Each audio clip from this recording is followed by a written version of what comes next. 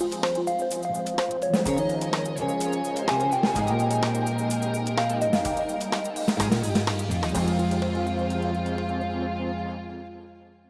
we're really pleased today to have two guests on our show, Debra Sen and Jieming Robinson. Thank you for being here. Our topic today is the immigrant experience and integrating different communities within the broader community.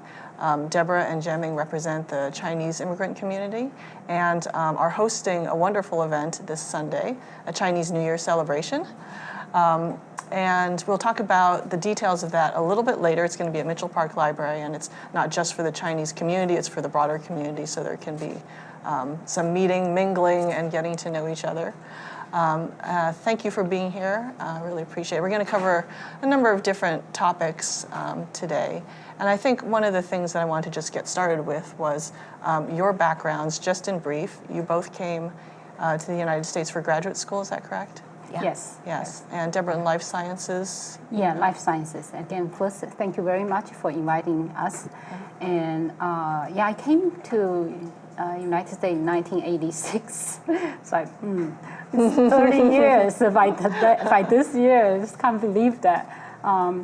And I went to Pittsburgh first and did my PhD there, and then NIH and Maryland, and then moved to the Bay Area in 93. Okay. Yeah, so I've been here since 93. But to Palo Alto, I moved to Palo Alto in 2006. Okay. So it's 10 years. It's 10 years then. And you've been an entrepreneur, I understand? Yes, I was trained as a biologist, and then I did my cancer research, and later on, I co-founded a company which we made research reagents for scientists. Mm-hmm. Yeah. Okay. And I retired from my biotech career about a little bit more than 3 years ago. Okay. And now I reinvent myself. I call myself social entrepreneur. So because I'm more, I saw this time, many social issues I'm very interested, especially the area. I found I can use my expertise because I'm very familiar with both culture now. I grew up in China till 23 years old, and then all my adult life is in U.S. And so I think I can use my experience to help the immigrant, to help them to integrate into this to facilitate the integrations and help the community. You can serve as a bridge. Serve as a bridge. Cultural liaison, translator. Yeah, exactly. Right. And Jieming, you also came for graduate school, correct? Yes, I came here 1999. I went to, at that time, called Cal State Hayward. Right now changed to East Bay. Oh, okay. Cal State East Bay. Yeah, so for master's degree in economics. Okay. Yeah. And that's led to a career in, is it real estate finance? Yeah, after I graduated from school, that's my first job. I worked for Washington Mutual. And after 2 years, when Washington Mutual was gone. The story of banking. Yeah. So I worked for Wells Fargo since 2007. Okay. Yeah. And you've been in the Los Gatos area, you said earlier? Yeah, so I moved around the country a little bit. So after I graduated, I moved to Portland for 4 years. And after that, we moved to Chicago for 2 years. Then we moved back, Bay Area, 2011. Okay. Yeah. Right. You're both parents, or you're a parent? Yeah, I'm certainly? parents. Yeah. You as well? I don't have children. Okay. All right.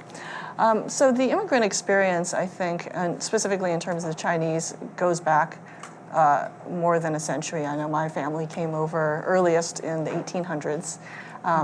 More recently, there was a wave in the 1970s of some immigration, some refugee situations, but I think that right now we have a different generation still, and I think that that's something that we would like to kind of discuss with you and just share with our viewers what that experience is like, what some of the challenges have been, what some of the opportunities are, as well.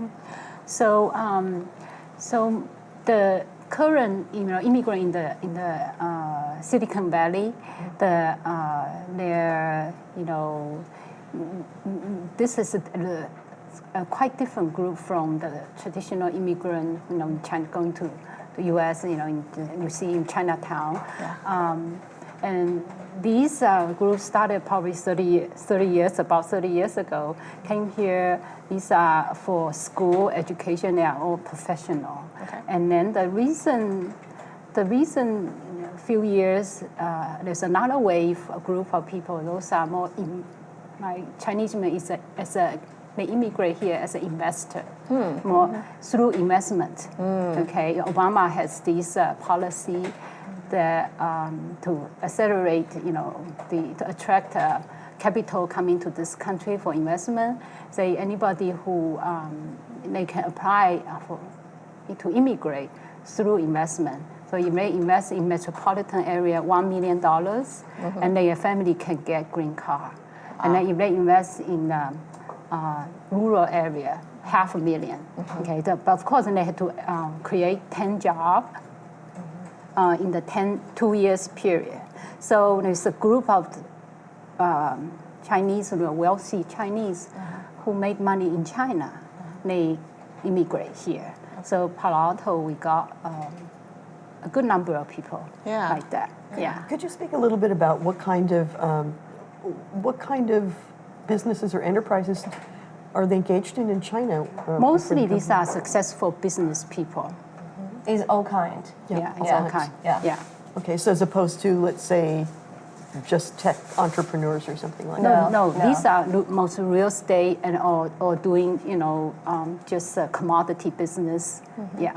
And mostly not tech, right? Not tech. Not tech. yet. Oh, interesting. Yeah. Okay. So we have two groups here in Silicon Valley. One is tech, or these are like, Jieming and I, we came here for school and then professional, and mostly in technology and biotech and banking, finance, and these group we call professional or academic, background.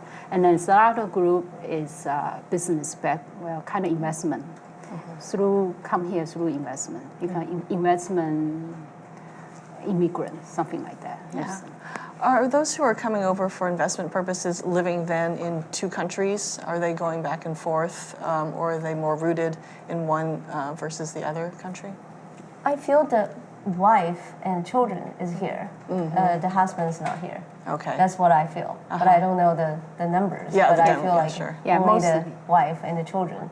Yeah. They came here for the good education, and maybe it's a safe net for some of the assets they have. Oh, okay. Yeah. One of the things that's really interesting is just the rise of the population of Chinese and Asians here in the Silicon Valley over the past 30 years. I know here in Palo Alto, when I was growing up, I think the percentage of Asians was about 10%. Now it's 30%, and half are Chinese. So I think it must be a different experience to move into a new country when there are more than just a few of your national countrymen here. Perhaps it's not so isolating of an experience, or maybe it is, and maybe you can tell me if there's, a lot of your culture in some ways is here. I think when we came, Jieming and I, and especially me come 30 years ago, it was very few Chinese, and then in Pittsburgh, there, the most people know of Chinese are people who work in Chinese restaurant. Yeah. So, and certainly now it's all changed, especially in Silicon Valley. So I would say there's a good, everything has a good side and not so good side, and then so when we came at that time with very few Chinese, and we had to integrate because there's not many Chinese we can make friends with around. So when we came from school, so that helped integration also with very few number. So we had to, and then but here now with so many Chinese immigrants, here. For new immigrants, that's another reason they choose to come here. Besides good weather and good food, everything, there's a lot of Chinese population, and they can get help. from the immigrants, from other previous immigrants. Okay, and Help in what way are you talking just about? leaving everything. You settle down. They don't know anything. Okay. They don't know where to see doctor. Where to call the school. Everything. So they rely on the previous immigrant to help them. And Can you speak a little bit about that too? My understanding is that when we've talked before is that there are still, even though there are more Chinese here and more Chinese immigrants who've been here for a while, that it's still a bit of a problem in terms of, the sense of isolation or just knowing how things function. Is that still a problem? I think now, for daily life, they can get help from Chinese, the previous immigrant, like me, like Jieming, so they can get help. If there's enough Chinese around, they can ask help. And so that part, it's not as isolated as like going to other part of country, okay? However, we still feel there's a need for the besides daily life, how the culture work, how the social, how the society works, and then how to get the kids to participate, all these things, those they're still pretty isolated. Yeah. Right. And you started the Chinese Parents Club. Tell me a little bit about that. I co-founded Chinese Parent Club with my neighbor Amy Yang in the fall of 2013, and so the goal, we see there's a lot of new immigrants coming in, and then the overall Chinese population going up, and so we think, we see the need, so we co-founded and started there, and then we later on has this WeChat group. We started WeChat group and become, I think not until we have WeChat group become really popular. WeChat is an instant message group, and instant messaging system is like WhatsApp. Okay. Is it an app on your phone? It's an app on your phone. Okay, so WeChat. Yeah, WeChat, and then you can. So it's very popular in Chinese population, especially Chinese in China. Everybody has it. Okay. so it's and we found this is actually a really good platform to get people to connect, because previously my partner Amy, she get called every day about where to find a dentist, where to get Chinese food, everything. And then now with all these systems set up, people can ask each other. Oh, okay. Okay, so we have that. We have 500. So if I'm looking for something, this is like I'm chatting or I'm texting, and does that go out to the whole group, or does that go out to one person, or To the whole group. Okay, so anyone can answer my question. Yeah. I see. Anyone can answer. So basically everybody you got, the maximum, like WeChat. I think the Chinese government set it as a limit, so it's right now it's 500. So, so basically everybody got 499 consultant online 24/7. Okay, so Nice. we get this, and then we don't need to get called every day. Okay. Right? Because also we cannot answer all the questions either. The WeChat platform, was that existing already then? Yeah. Was that existing in China, or was that existing here? Or I think where it's did that come from? It's starting 2014. March. 3 years ago. March 2014. It just starting to open up here. Oh no, in China it's already opened up, and then there was in China at that time it was 100 people maximum.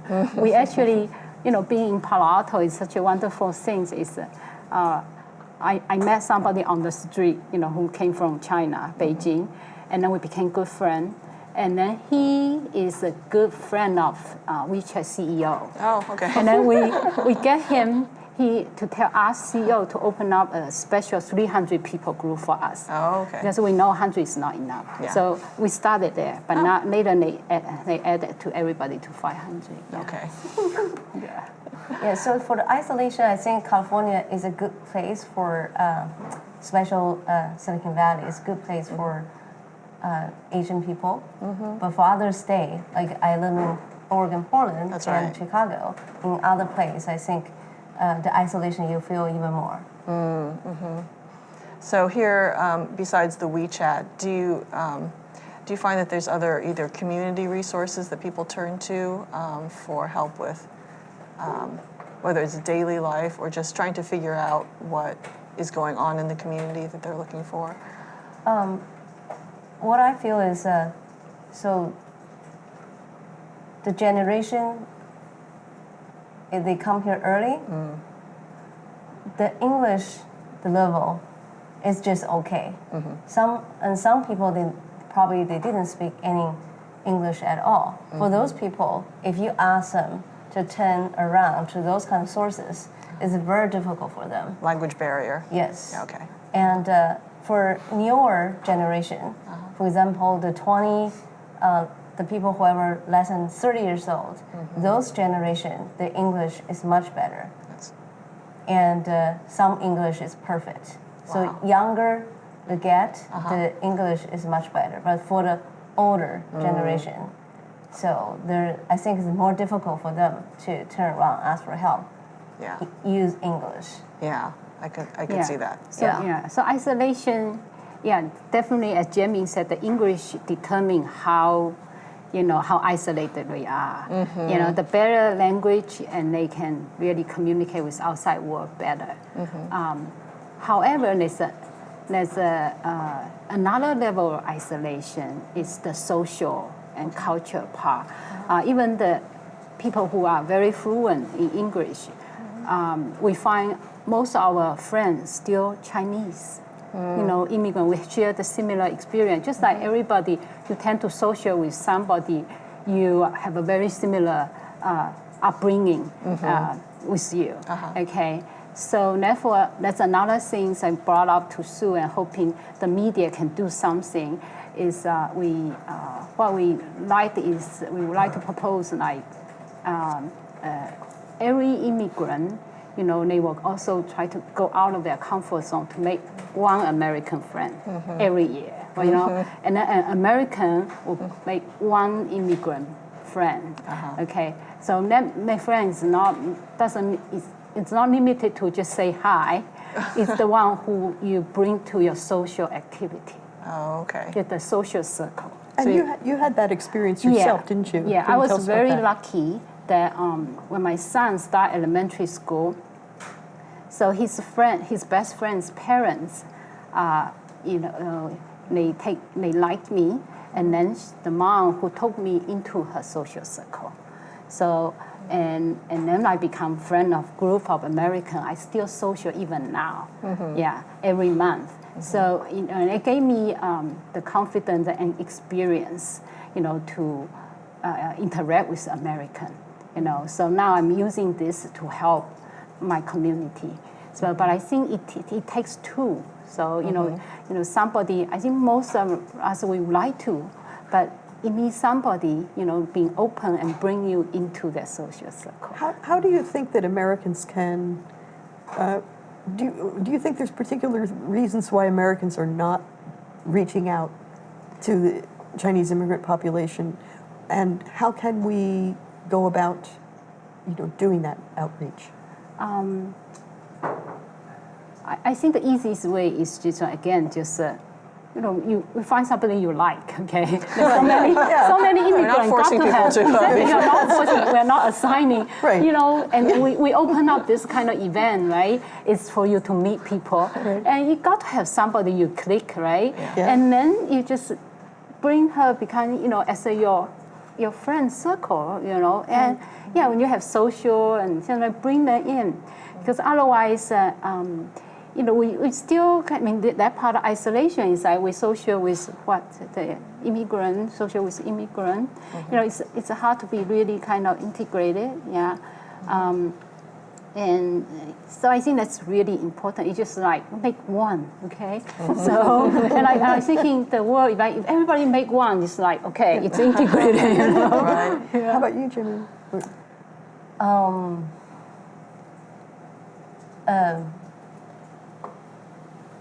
How to say, because I have a lot. I think because the culture differently, and the way you grew up, the movie you watch, the music you listen, is so different.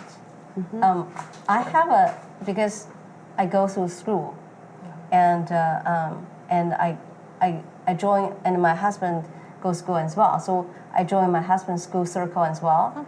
But I social with them, but we're never very close. I think the reason we can travel together, I think the reason just because the way you grew up, totally different.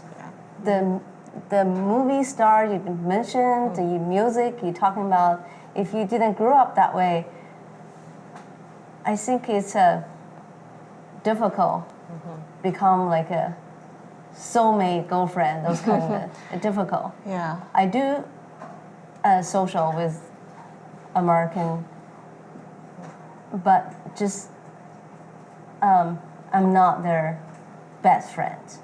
Yeah. I think that speaks to when you're growing up, you have certain experiences, certain music that you had, you enjoyed, you went on a car ride and you were listening to this music all the time, and so did other people who were in the same culture at the same time. So you all share not just the fondness and the familiarity, but that just informed who you were when you were growing up. It's a shared experience. So I was, maybe that's why another reason I have this opportunity, because I have my son. He grew up here, and my son is best friend. The parents, I became really good friends because of that. And she has interest because she, because the kids hang out all the time. And there's another aspect. She's a third generation Japanese American. Oh, okay. So maybe has a little bit Asian part, so make her more kind of interested in them. Similar cultural yeah, value. Similar. She still has a little bit Japanese culture, in her. Yeah. So and then we, vacation together, all this, which I found very rare actually. Yeah. People vacationing together. The immigrant and American, they become, vacation together. So mostly it's just a superficial friendship. Yeah, I find it interesting that you're talking about the isolation and just saying like hi, and then kind of. I just think that that's common because in Silicon Valley we're so busy. I mean, I think that cuts across all cultures as well. That you see your neighbor, you're both coming home at the same time, you say hi, and then both of you go immediately inside. There's no conversation at the door or anything like that. Yeah. And you've been working on, you went to the Human Relations Commission, correct? Yes, we try to get the city to do something because Chinese immigrant population in Palo Alto is rising very quickly. We think, again, based on my experience, I think both sides need to take a step, to help this integration. We are for the cities, and I think the city can offer some kind of activity like what we did, right? These open fertility activity for people to mingle and then to promote people communication. I think that's a first step, right? And so I think that could, a lot of some issue or whatever small misunderstanding, and if you open up communication, we can avoid all these down in the road. The city can do something. The reason is that my partner Amy, she came from Irvine. She has spent a few years, in Irvine, and she said Irvine experienced similar thing like Palo Alto about 10 or 20 years ago. But Irvine city is a lot more proactive dealing with that. And they have programs, helping new immigrant to adjust to the new environment, So we're proposing the Human Relation Committee to have like welcoming to Palo Alto, right? And a lot of people, the people here, residents here, it's like the new people, Chinese come and they kind of sometimes act strangely because it's actually different culture. But we believe most of them, they want to integrate, they want to behave what everybody behave, but you have to tell them what is expected, right? So that's something what city can do, right?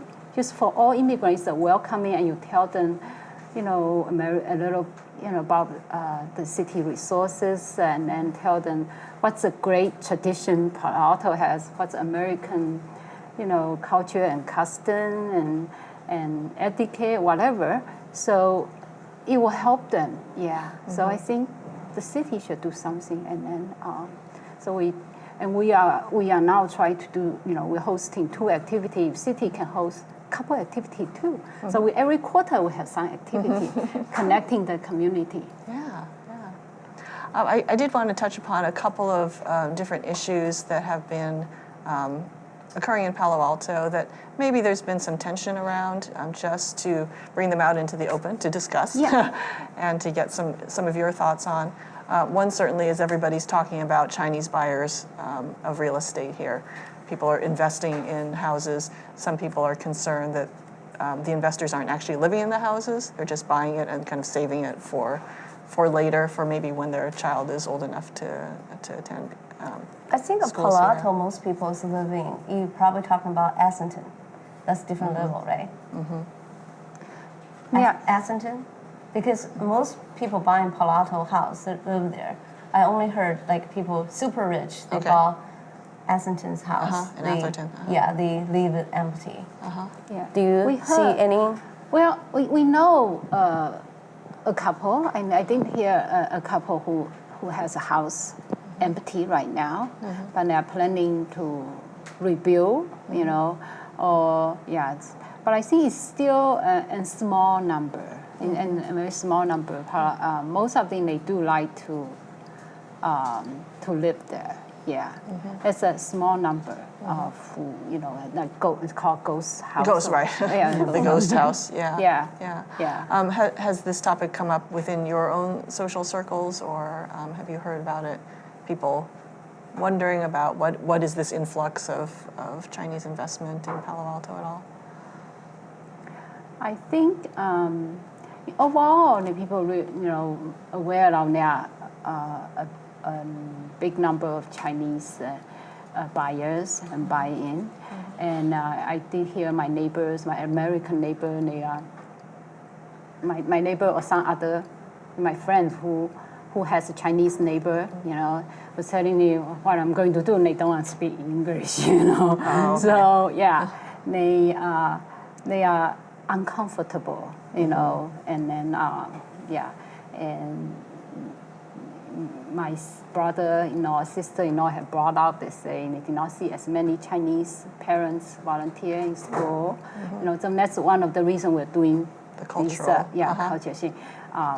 Again, mostly don't know what they're supposed to do. Okay, in China, school don't want you volunteer. Oh, really? Yeah. Stay away. We've got this. Yeah. And so you need to give the message, educate it why they need to volunteer. It's going to be good for you and good for your kids. Again, a lot of these things. Communication, education, communication. I think people already live in Palo Alto, they probably appreciate the Chinese buyer bring up the house price. The people who ever plan to buy, they're disappointed because they can't afford They're bringing anymore. up the house price. Yeah, it's more and more expensive. Yeah, certainly it's going up. Yeah. So Chinese buyer is not all the reason, right? We've got a lot of wealthy tech people, and they drive the price up. And again, these are all law-abiding people, right? They follow the law, they invest, they come here, and they contribute tremendously to the city's, their property tax, right? And their neighbors paying like $2,000, and they're paying $60,000. Yeah. So that's another way we bring to cities. It's these people contribute a good revenue to the city. So city should do something. Okay. Another issue that's come up, maybe not recently, but certainly in the past, has to do with education and the style of teaching that is kind of expected or that people who were raised in a different culture kind of are used to. It's kind of going back to, what music do you like, and what pop stars, are you familiar with? Educational system is also an issue. Have you had any discussions amongst your social circles about educational style? I think that in the past there's been some difference in wanting more kind of rote memorization type of education versus sort of whole child pedagogy. I'm wondering what thoughts you have about that. Well, I think both American system and Chinese system have its merit. Okay, so last time, remember in the school district has one showing a project-based education film called "Most Likely to Succeed." Yeah. And there's one parent asked a hard question. He said, okay, if American system is so wonderful, how come we are hiring all these immigrants to come to Silicon Valley?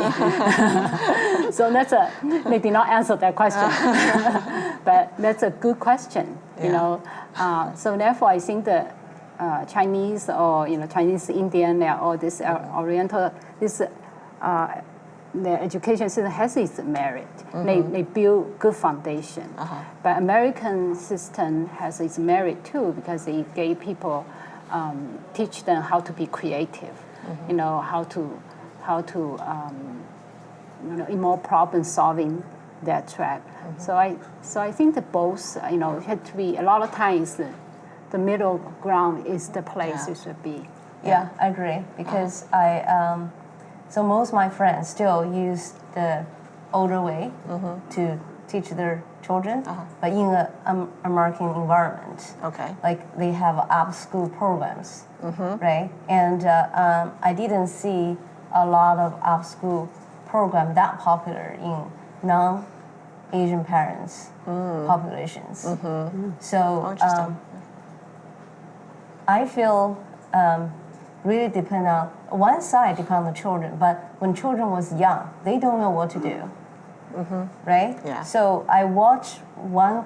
I've been here long enough. So I watch some children follow one path. Some children don't want to follow the Asian traditional path. So I think if I have children, I probably still prefer follow the Chinese traditional path. So that way, at least I know the foundation is good. Even I know maybe they're not very creativity, but I still feel the foundation is good. Yes. They can get a job. Yeah.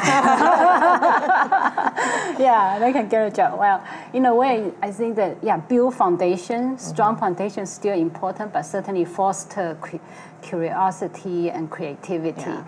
And also another level is a social. Learn to be how to, market yourself to social, and that aspect also. We, as our community, we try to also work on. Then that's another level. They from having a job, and from middle class go to the leadership. They need that level. Yeah. Okay. But on the other hand, it's only if you only have social skill and you don't have any solid, you couldn't even get a job. So you're talking about not an either-or kind of view of educational styles or parenting even. So we'll see probably 80%, 70-80% you should focus on building foundation, and 20-30% build on soft skill on these things. Yeah. So when we talk also now about the upcoming event that's coming up on Sunday, and Chinese New Year's. a little bit Year of the about Monkey. Year of the Monkey, so the Fire Monkey. And so I was a little curious about, you're talking about the reasons, this is open to everyone, and your reasons for opening this up to everyone. If you could speak about that and tell us a bit about the actual event. What can we expect when we get there? So I think open to everyone, that idea is from Debra. Basically, from beginning, we just have a big party for ourselves. And then when I talked to Debra, and she brought this idea, and I adopt her idea. So my job is just negotiate with different groups. Yeah. So Jieming Make is it really happen. putting different group connected together. Okay. So I have this more dream. I would like to have this event for 2 years. Both Amy and I were like, and then, but we felt we need a group of people. We don't have enough resources. So Jieming is the one really bring all the resources together, and then she negotiates with different group. Because there's a group of people saying, okay, we just have party ourselves. Yeah. And then because in that way we can speak Chinese, and we can do all the fun things. We don't need to be as a So she had to talk to those people and say, okay, why it's important to do this. So she's. Yeah, because I saw different in Silicon Valley they have different group. Every year different group had their parties. They use a private like Beijing group, Shanghai group. They have different groups, and they all have their own parties. Okay. And I saw all those parties is similar. So they just get in the restaurants, they eat and have some performance in front. And so for our party at beginning, people want the same thing. They just want to have party. People get together, they can sing, dance, have fun. After I talked to Debra, I was thinking that's a great idea. We should open the door to everyone to show them our culture, how we celebrate. And I think every culture has a bright side, positive side. So we want to share some of that. I mean, maybe the first time that people have seen any kind of these performances or engaged in a Chinese New Year celebration. Yeah. Also, there's another different things from the other. There are some a lot of American friends probably got invited to participate in some of the traditional Chinese New Year celebration, but most those formats are all, as Jieming said, you eat and then you watch, okay? And then, but this one, we build in, it's more interactive. We have 10 booths which showcase Chinese art and culture. Okay. There's, 3 different kind of board game. You have a Chinese calligraphy and have Chinese brush painting, Chinese tea. You can all hang on doing that, paper cutting, and then also the food are made by, Let's talk about the food. But it's made by the Palo Alto parents. Oh, okay. Yeah. What kind of food is going to be there? A lot. Give us a sampling. So we have. So 16 different. Just give some example. I try to find it easy. We have a dumplings, right? That's for sure. Everyone know that. And we have a fish cake. Fish cake, okay. We have a New Year rice cake. We have a twisted bun. We have a meat bun. We have a purple yam mochi. And fortune egg. We even have a fortune egg. Okay. And we have a bubble milk tea. Okay. Yeah. Everyone loves that. Yeah. Okay. And talking about food, is every parent, they need make over 100 pieces. I was going to say. Yes. I hope you're ready for the crowd. And everyone's volunteered. So I just post, I said, who want to do those? And we have a lot of response. That's Yeah, good. so it's tremendous. It's wonderful. These parents are putting their time. Close to 50 people participate in that. And also, there's another thing what we do is we raise this different. Is we raise this times we raise money from the commercial vendors, and then to pay for the expense. We raise more than $5,000, and some of them is a donation, volunteer donation from the community, mostly from we're selling advertisement in the program, and then that's a creative way. And then and us also, so we're still selling the tickets, but all the ticket sale will be donated to PTA. Okay. Okay. So it's free to attend the event. Yeah. The tickets are for food. For food. Yeah. Okay. And Yeah. the raffle tickets. Okay. Yeah. And there'll be prizes. There will be and such. prizes. Yeah, yeah. So it'll be a lot of fun, and there will be riddle playing, you know, and it's raffles. So it's a lot of fun, and really, again, you know, it's about celebration Chinese New Year. It's about showcasing Chinese cultures, art and culture, and food, and also it's a platform for to bring community together, to make friends, to meet new people, make friends. I think that's a great way Yeah. For example, the people whoever in the performance, right? So we we prefer the performer from our own community. So like I just tell them, you know, just like kids to practice to performance, right? We're not showcase, but I just want people get involved.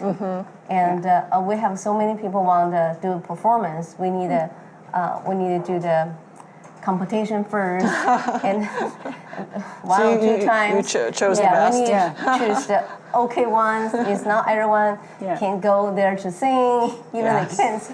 Yeah. And a lot of like a new immigrant, the parents even join the performance. Yeah. So I think that's gave everyone a chance to know we have so many people here, and that you can join, even you're just here. That's wonderful. Yeah. So they really care. You know, it's this event. You know, in the past 4 months, we are really, you know, moved at how willing they are to participate, and so I think the key is just you have to try to do that. You know, there are people, a lot more people willing to participate, to do something. Yeah. All right. Well, it'll be at Mitchell Park Community Center on Middlefield Road this Sunday. Yeah. 2 o'clock to 5 o'clock. Yes. Correct. And everyone's invited. Yes. Everybody is invited. Palo Alto, because Everyone in Palo Alto is invited. everybody in Palo Not Alto everyone in the world. resident and their friends. Yeah. Thank you so much for being here, Debra and Jieming. We've really enjoyed this conversation and appreciate your thoughts and helping our viewers to understand a little bit more about the Chinese immigrant experience and the opportunities that lay ahead of us. So thank you very much. Thank you again for having us. All right, well, that's it for Behind the Headlines. You can always check us out on paloaltoonline.com or follow us on Twitter at Palo Alto Weekly.